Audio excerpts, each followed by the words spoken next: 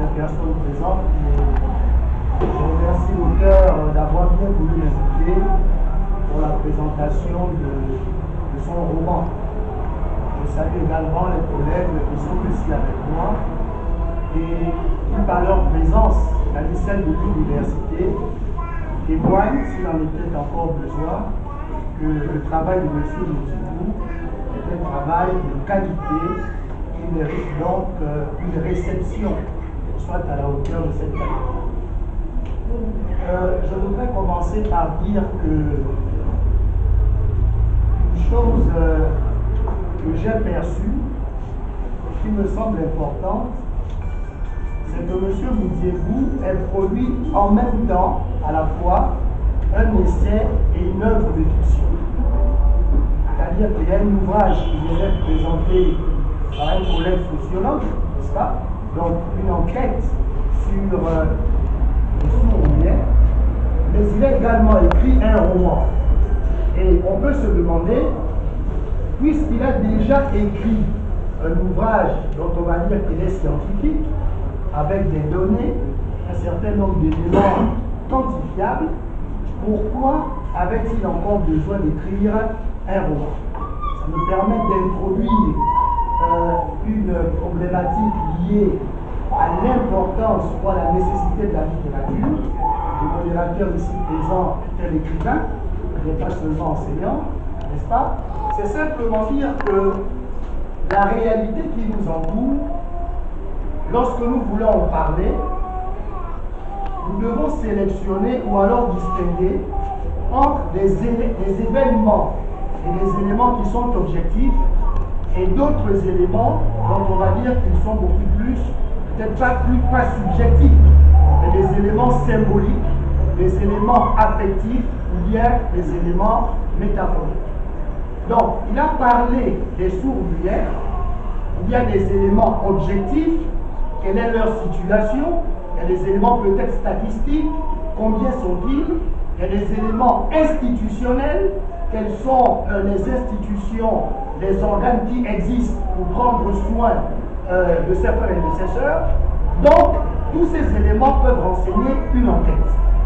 Mais les sourds-muets dont parle M. Moutiébou sont des personnes qui l'aiment, sont des personnes à qui il s'adresse également par le cœur, sont des personnes à qui il s'adresse également par ses sentiments.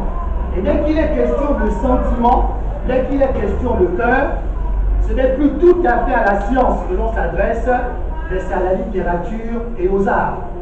Les sourds-muets ont un imaginaire, ils ont une manière de se représenter les choses. Ils ont un certain nombre de représentations qui leur sont spécifiques et liées justement à leur situation de handicap.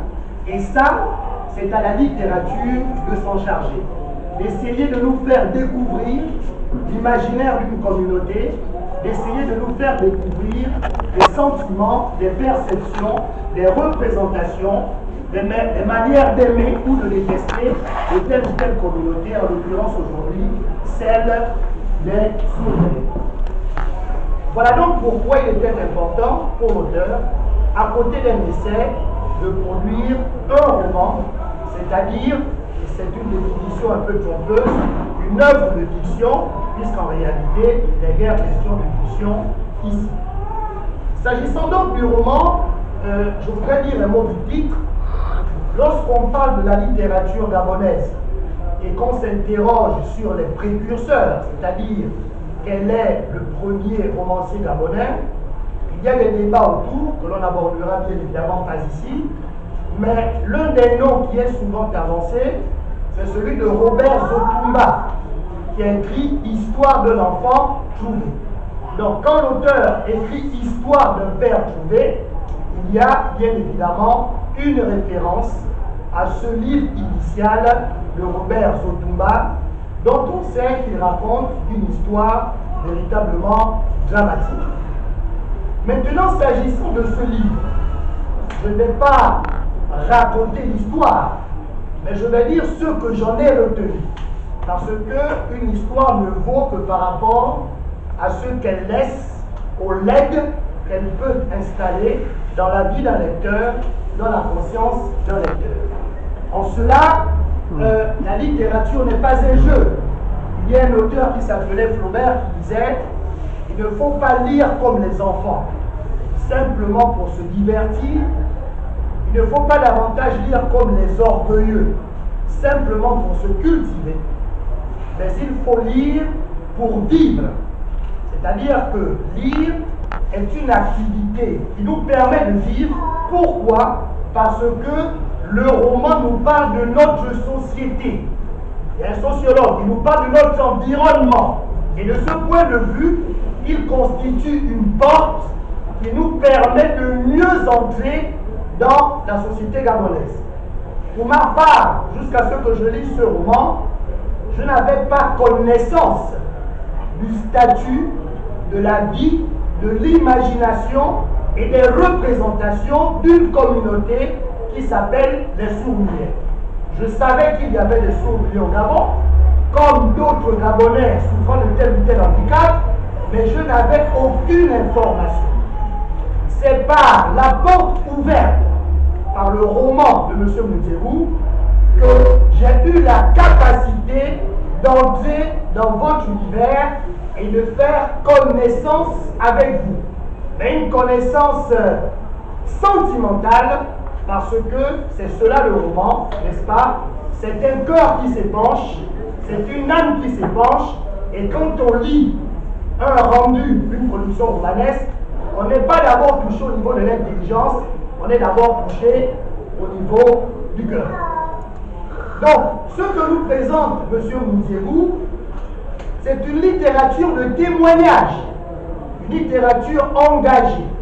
C'est Jean-Paul Sartre qui est bien connu, qui nous enseignait que la littérature est la fille de son temps.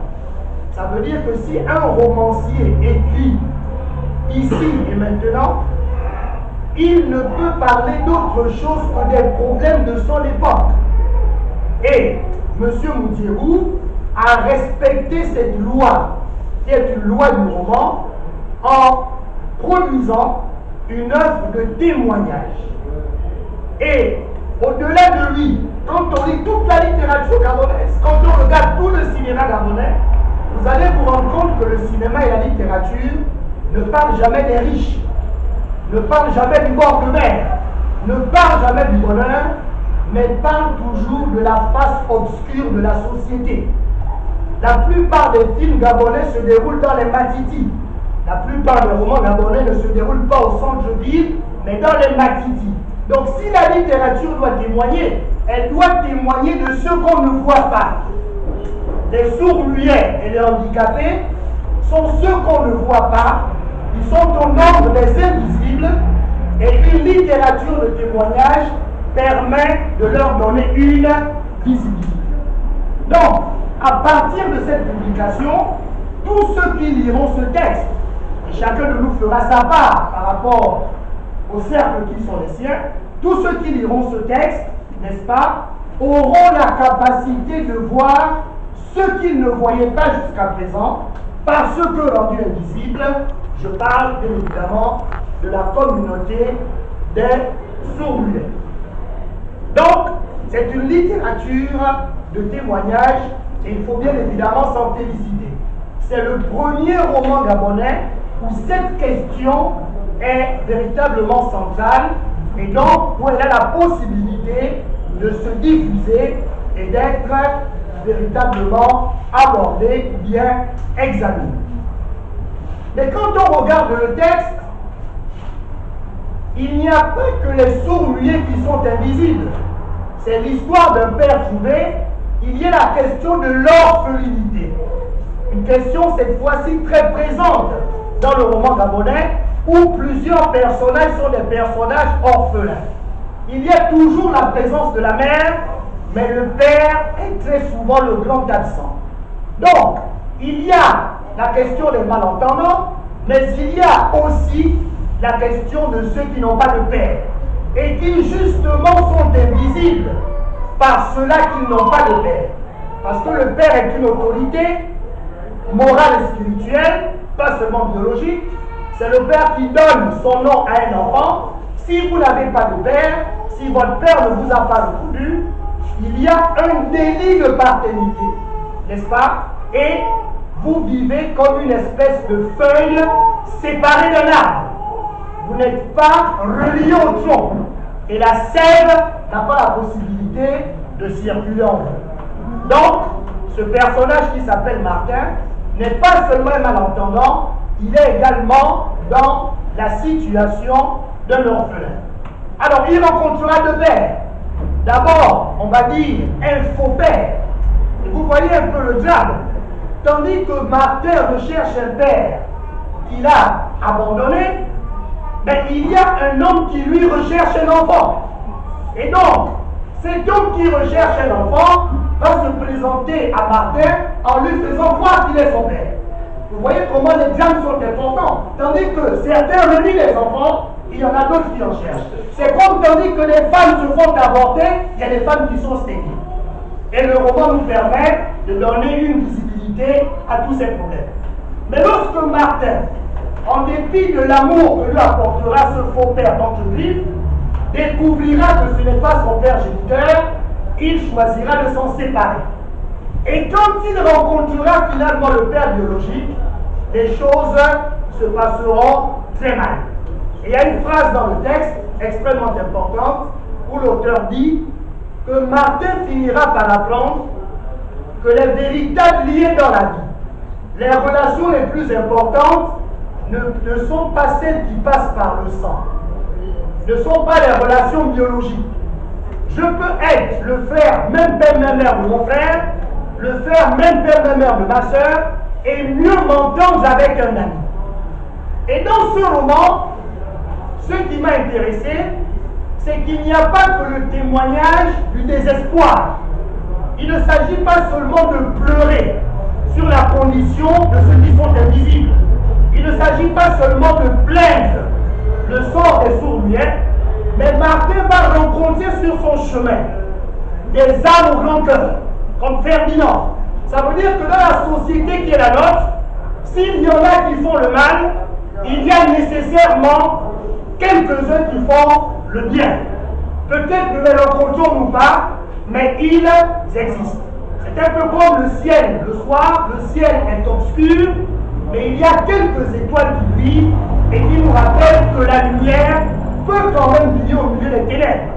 Donc, il va y avoir Ferdinand et quelques autres qui vont accompagner Martin dans sa résolution, n'est-ce pas, de se battre pour la cause de la communauté des sourds-muets.